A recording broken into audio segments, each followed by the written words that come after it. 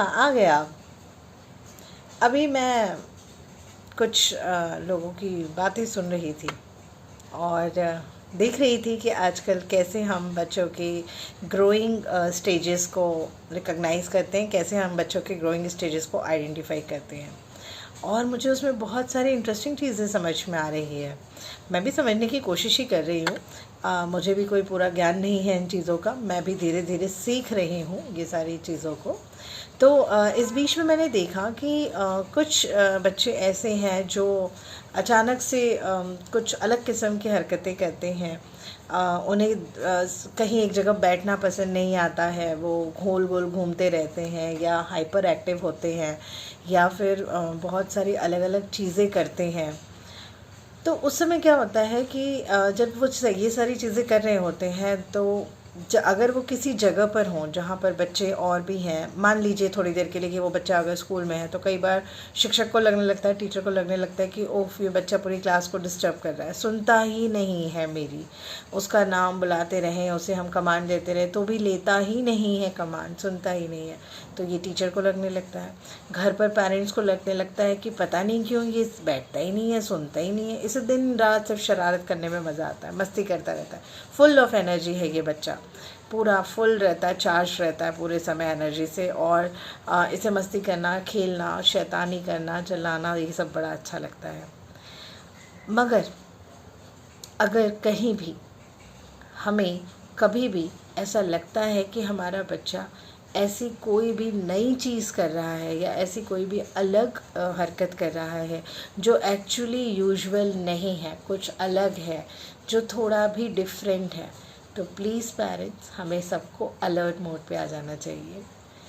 क्योंकि अगर बच्चा यूजुअल ग्रोथ से अलग कोई और किसी और वे में ग्रोथ शो कर रहा है, या हमें ये कहना चाहिए कि कोई भी ऐसी हैबिट्स हैं या ऐसी चीज़ें हैं जो आपको अलग दिख रही है, जैसे अकेले में वो खड़े होकर अलग अलग आवाज़ें निकाल रहे हैं, या किसी भी चीज़ को एकटक काफ़ी समय से बैठकर देख रहा है, या अगर वो खाली समय में हैंड्स बहुत देर तक विगल कर रहे हैं, बच्चे हैंड्स विगल करते हैं यूँ यूँ यूँ, तो क्या होता है कि कुछ सेकंड्स के लिए या कुछ मिनटों के लिए अगर बच्चे ये सब करते हैं तो इट इज़ वेरी नॉर्मल, कोई दिक्कत नहीं है। ऐसा तो नॉर्मली बच्चे खेलते खेलते भी कर लेते हैं, कोई दिक्कत नहीं है। लेकिन अगर ये चीज़ों की समय सीमा ज़रूरत से ज़्यादा है, बच्चा इसमें कई कई देर तक अगर इसी स्टेज पर रहता है, बार बार नाम लेने पर भी अगर आपको रिस्पॉन्ड नहीं कर रहा है, या फिर अगर हाइपर एक्टिव हो रहा है, तो यहाँ पर हमें सभी को अलर्ट होने की ज़रूरत होती है। और ऐसे समय पर एक अच्छे स्कूल की, एक अच्छे टीचर की और एक अच्छे पेरेंट की जिम्मेदारियां जो हैं वो दूसरे फॉर्म में होनी शुरू हो जाती है, बढ़नी शुरू हो जाती है दूसरे फॉर्म में। वो दूसरा फॉर्म ये हो जाता है कि ऐसे समय पे हमें हमारे ऐसे बच्चों पे, अगर हम स्कूल की बात करें तो उनकी ग्रोथ कैलेंडर को हमें नोटिस करना चाहिए, उनकी फेजेस को नोटिस करना चाहिए, उन्हें हमें देखना चाहिए कि वो हमें किस किस बात पर रिस्पॉन्स कर रहे हैं, किस पर नहीं कर रहे हैं, आई कांटेक्ट कर रहे हैं या नहीं कर रहे हैं, नॉडिंग, सवाल पूछने पर जवाब देने के लिए नॉडिंग कर रहे हैं या नहीं कर रहे हैं, हैंड्स की विगलिंग कितने देर कर रहे हैं, कम हुई नहीं हुई, उनकी सिटिंग की पोजीशन कितने देर तक रहती है। सिटिंग का मतलब यहाँ पर ये है कि जब क्लासरूम में कोई एक्टिविटी चलती है उस समय बच्चा चेयर पर कितने देर टीचर के साथ बैठ रहा है। तो ऐसे बहुत सारे अलग अलग कहना चाहिए कि हम ऐसे बहुत सारे अलग अलग पॉइंट्स होते हैं जिस पर काम कर सकते हैं, और एज अ स्कूल हम इस सारी चीज़ों पे काम करके हमारे इन बच्चों की ग्रोथ को देख सकते हैं, ऑब्ज़र्व कर सकते हैं। तो ये तो रहा स्कूल वाला पार्ट। अब इसके बाद जो नेक्स्ट ज़रूरी पार्ट पेरेंट के लिए है वो क्या है? पेरेंट के लिए सबसे ज़रूरी पार्ट है, सबसे ज़रूरी मुद्दा है, सबसे पहले इस चीज़ को एक्सेप्ट करना कि हाँ जी कुछ तो अलग चल रहा है। दूसरा, जैसे ही एक्सेप्टेंस हो जाता है तो इस चीज़ पर फोकस करना कि मेरी मदद इसमें कौन करेगा, मेरी और मेरे बच्चे की।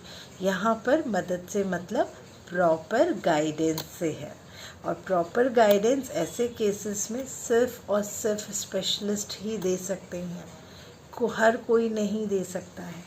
सिर्फ वही लोग गाइडेंस दे सकते हैं जिन्हें इस उस पर्टिकुलर चीज़ के बारे में पूरी जानकारी है जो आप और हम हमारे बच्चों में देख रहे हैं। अब वो गाइडेंस लेने के लिए उन तक अप्रोच कैसे करना है, तो ये अप्रोच करने का ज़रिया भी पेरेंट्स को समय रहते ही ढूंढ लेना चाहिए और अप्रोच कर लेना चाहिए।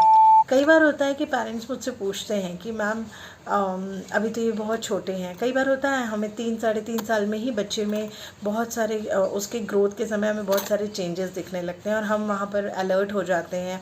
एज अ स्कूल हम लोग भी अलर्ट हो जाते हैं, पेरेंट्स को भी अलर्ट करते हैं कि भाई कुछ चेंजेस हैं, आपने अगर नोटिस किए हैं हमारे साथ तो बताएं। तो वो कहते हैं कि हाँ हमने देखा, लेकिन अभी वो बहुत छोटा है तो हमें समझ नहीं आ रहा है कि कैसे इस पे काम करें। तो बनस्पत रुक कर इंतज़ार करने के हमें इस चीज़ पे तुरंत काम करने की ज़रूरत है, क्योंकि जितनी कम उम्र में हम बच्चे की ये सारे पॉइंट्स पर गौर कर लेंगे और काम करना शुरू करेंगे, उतनी जल्दी उस पर उन सारी चीज़ों का अफेक्ट अच्छा होगा। और जितना अच्छा असर कम उम्र में बच्चे पे हर चीज़ का होता है ना, क्योंकि बच्चा कम उम्र का होता है तो हर चीज़ सीखने के लिए बहुत तैयार रहता है, वो बहुत जल्दी मोल्ड हो जाता है, फिर वो परिस्थिति कोई भी हो।